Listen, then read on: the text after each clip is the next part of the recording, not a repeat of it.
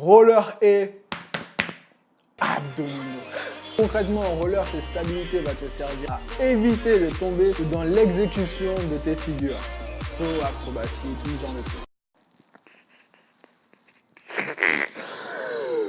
Wow! Salut, je m'appelle Xavier Fifi, j'ai 28 ans, j'ai repris le roller il y a un an en tant que débutant. Sur cette chaîne, je partage avec toi ce qui m'a permis de savoir faire du roller aujourd'hui. Pour en profiter, c'est simple, abonne-toi maintenant à la chaîne en cliquant sur le bouton s'abonner ou alors en cliquant sur mon visage qui est juste là. Ok. Alors cette vidéo fait suite à ma série de vidéos que je consacre à la musculation et le roller dans le thème de se muscler pour t'améliorer très rapidement en roller, où je te montre mes exercices que je fais comme je peux, certains dont je me suis inspiré, que j'ai ensuite agrémenté, comme celui d'aujourd'hui, ou d'autres que j'ai simplement créés moi-même. La semaine dernière, dans la première vidéo de cette série, je t'ai parlé de l'importance de la ceinture abdominale en roller. Pourquoi? Parce qu'elle joue un rôle fondamental dans ton équilibre, dans ta stabilité en roller. Quand tu te rends compte que le roller est simplement une activité qui est principalement un jeu d'équilibre, alors tu comprends l'importance de développer un bon sens de l'équilibre et tu peux t'aider en passant par tes abdominaux, ce qu'on va encore voir aujourd'hui. Concrètement, en roller, cette stabilité va te servir à quoi? À éviter de tomber, ce qui peut être vraiment pas mal, ou dans l'exécution de tes figures. Saut, acrobatie, tout ce genre de trucs. Pour moi, les abdos sont tellement importants, bien sûr couplés à d'autres exercices, comme la proprioception qu'on verra dans une autre vidéo de cette série, que j'ai décidé de te faire encore une vidéo avec de nouveaux exercices pour consolider ces abdominaux. Cette fois-ci, ce que j'ai fait, c'est que j'ai synthétisé les exercices. Ce ne sera pas sous une forme de cours, comme la dernière fois, entre guillemets. Ça m'est venu comme ça. Je me suis dit, ah tiens, ce serait cool de faire ça, mais je ne sais pas si t'aimes. Alors cette fois-ci, par moi-même, j'ai décidé de synthétiser les exercices. Dans cette séance, je vais te proposer 3 exercices. Ça me fait toujours bizarre de faire 3. J'ai cette main-là, je ne sais pas quoi faire avec en fait. C'est bizarre. Des fois, je fais ça, mais bizarre. Je vais te proposer 3 exercices différents pour te muscler les abdominaux en vue de progresser très rapidement en roller. Le premier exercice, il m'a été inspiré par Pinto Pony Production. Alors, si tu ne sais pas c'est qui Pinto Pony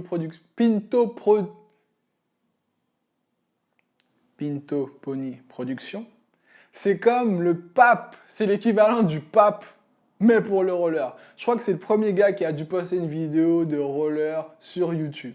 Bon, j'en doute quand même, mais c'est lui qui a énormément contribué à cette vague de personnes qui postent des vidéos de roller sur YouTube.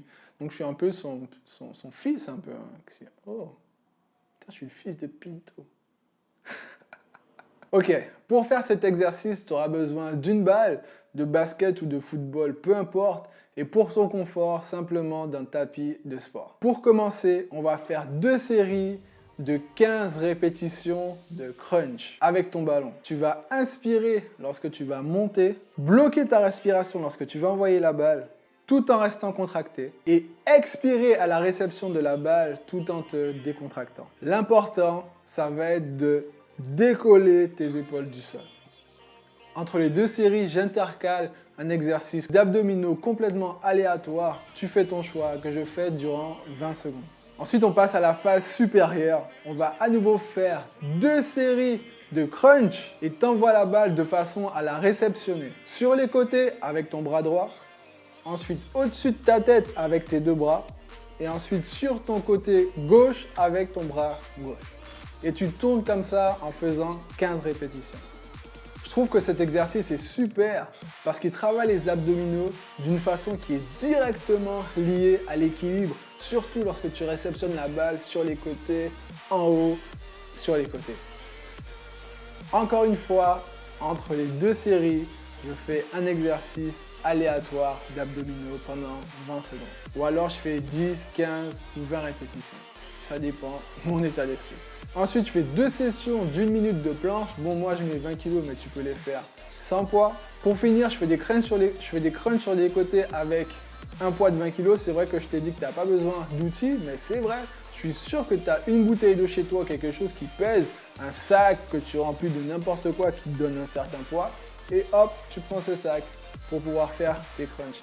Moi, ce que j'ai constaté, c'est que ça travaillait, lorsque tu tiens le poids d'un côté, ça travaillait de l'autre côté, de cette partie-là.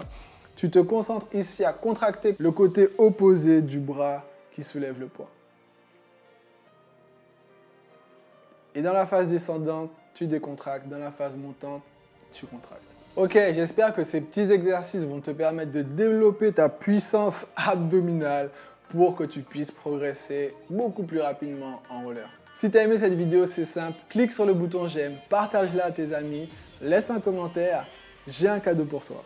Si tu veux te mettre au roller mais que tu as des appréhensions ou alors tu débutes et que tu as des difficultés, j'ai fait un atelier spécialement pour toi. Dans cet atelier, tu trouveras les réponses à si tu as envie de te mettre au roller mais tu as des peurs parce que tu as peur du regard des autres, tu penses que tu n'as pas le temps ou alors que tu penses que tu es trop vieux pour te mettre au roller, je réponds à ces questions. Ensuite, si tu débutes en roller mais que tu as des difficultés, je te montre comment éliminer le plus possible ta peur en roller.